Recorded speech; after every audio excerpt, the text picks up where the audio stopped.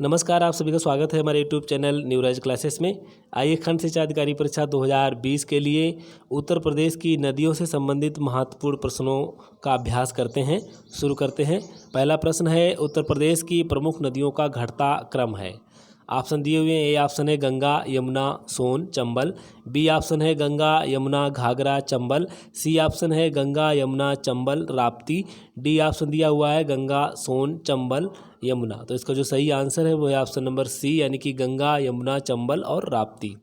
अगला प्रश्न है, निम्नलिखित में से किस नदी के जल द्वारा अवनालिका अपर्दन द्वारा बीहड़ों का निर्माण हुआ है। ऑप्शन दिए हुए। ए ऑप्शन है गोमती, बी है चंबल, सी शारदा, डी टोंस नदी। इसका जो सही आंसर है वो है ऑप्शन नंबर बी, यानी कि चंबल नदी द्वारा जो है बीहड़ों का निर्माण हुआ है। अगला प्रश्न है, निम्नलिखित में से कौन सुमेलित नहीं है। ऑप्शन दिए हुए हैं। पहला ऑप्शन दे रखा है मथुरा यमुना नदी, बी है अयोध्या सरयू नदी, सी है गोरखपुर राप्ती नदी, डी है फर्रुखाबाद गोमती नदी। यानी कि नगर दिए हुए हैं और उनके जो नदी दे रखी है, कौन नगर किस नदी के किनारे बसा हुआ है। तो इसका जो सही आंसर है वो है ऑप्शन नंबर डी, यानी कि फर्रुखाबाद जो है ये गोमती नदी के किनारे नहीं है, ये गंगा नदी के किनारे बसा हुआ है। तो बाकी ये सही मिलान दिए हुए हैं। आगे बढ़ते हैं। अगला प्रश्न है, लखनऊ किस नदी के किनारे स्थित है। ऑप्शन दिए हुए हैं। ए ऑप्शन है गंगा, बी यमुना, सी गोमती, डी है घाघरा। तो इसका जो सही आंसर है वो है ऑप्शन नंबर सी, यानी कि लखनऊ जो है वो गोमती नदी के किनारे बसा है। अगला प्रश्न है, निम्नलिखित में से कौन सी नदी गंगा के मैदानी भाग से निकलती है। ऑप्शन दिए हुए हैं। पहला ऑप्शन दे रखा है ए राप्ती, बी है रामगंगा, सी है गोमती, डी ऑप्शन दे रखा है बेतवा नदी। तो इसका जो सही आंसर है वो है ऑप्शन नंबर सी, यानी कि जो गोमती नदी है ये मैदानी भाग से निकलती है। अगला प्रश्न है, मध्य प्रदेश में जानापाव पहाड़ी से निकलने वाली चंबल नदी उत्तर प्रदेश के किस जिले के समीप यमुना नदी में मिल जाती है। ऑप्शन दिए हुए हैं। पहला ऑप्शन दे रखा है ए मैनपुरी, बी फिरोजाबाद, सी है इटावा, डी दे रखा है आगरा। तो इसका जो सही आंसर है वो है ऑप्शन नंबर सी, यानी कि इटावा में ये मिल जाती हैं। अगला प्रश्न है, उत्तर प्रदेश में बहने वाली घाघरा नदी को पर्वतीय क्षेत्र में क्या कहते हैं। ऑप्शन दिए हुए हैं। ए ऑप्शन है लिसार, बी है करनाली, सी है नारायणी, डी धर्मा। इसका जो सही आंसर है वो है ऑप्शन नंबर बी, यानी कि इसको करनाली कहा जाता है। अगला प्रश्न है, यमुना नदी में प्रयाग के समीप कौन सी नदी मिलती है। ऑप्शन दिए हुए हैं। पहला ऑप्शन दे रखा है ए चंबल, बी है बेतवा, सी है सिंध, डी दे रखा है केन नदी। तो इसका जो सही आंसर है वो है ऑप्शन नंबर डी, यानी कि केन नदी। आगे बढ़ते हैं। अगला प्रश्न है, देवप्रयाग के समीप अलकनंदा नदी के भागीरथी नदी में मिल जाने के बाद प्रवाहित होने वाली नदी का नाम क्या हो जाता है। ऑप्शन दिए हुए हैं। पहला ऑप्शन दे रखा है ए मंदाकिनी, बी विष्णुगंगा, सी है गंगा, डी दे रखा है ब्रह्मपुत्र। तो इसका जो सही आंसर है वो है ऑप्शन नंबर सी, यानी कि इसका नाम जो है वो गंगा हो जाता है।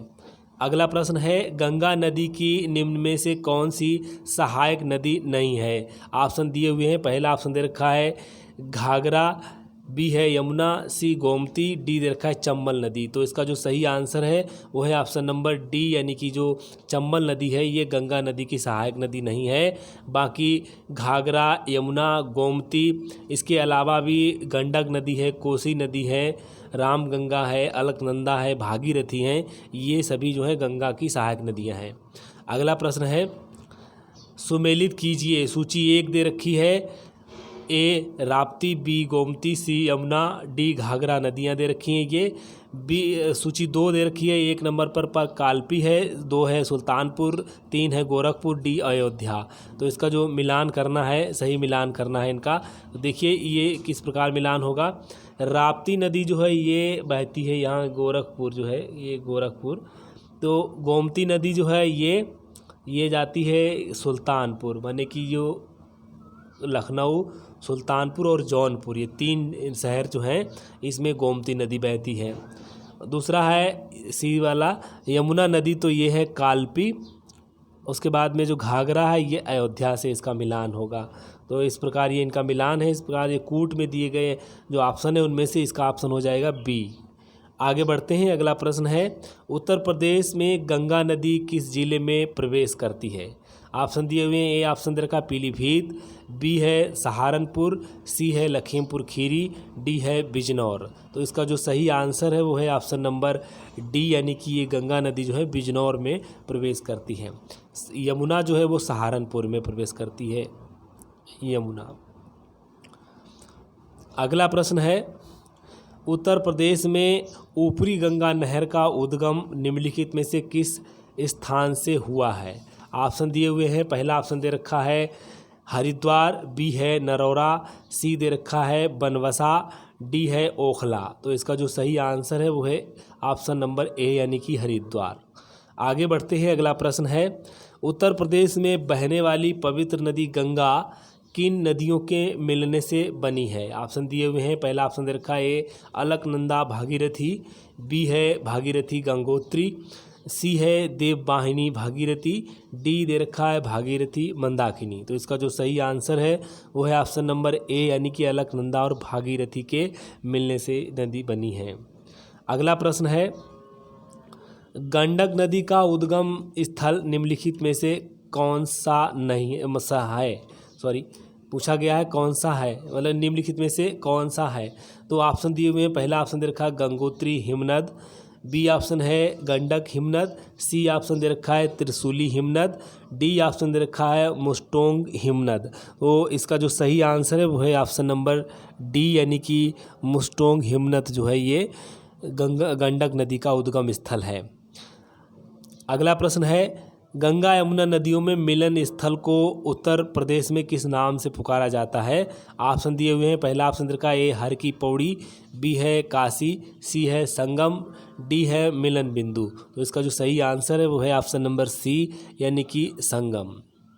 अगला प्रश्न है, निम्नलिखित में से कौन सा नगर गंगा के किनारे स्थित नहीं है? ऑप्शन दिए हुए हैं, ए ऑप्शन है कानपुर, बी है कौशाम्बी, सी दे रखा है कन्नौज, डी ऑप्शन दे रखा है गाजीपुर। तो इसका जो सही आंसर है वो है ऑप्शन नंबर बी, यानी कि कौशाम्बी जो है ये गंगा नदी के किनारे नहीं बसा है, बाकी सभी ये जो हैं गंगा नदी के किनारे स्थित हैं। अगला प्रश्न है, उत्तर प्रदेश में बहने वाली घाघरा नदी को नेपाल में क्या कहते हैं?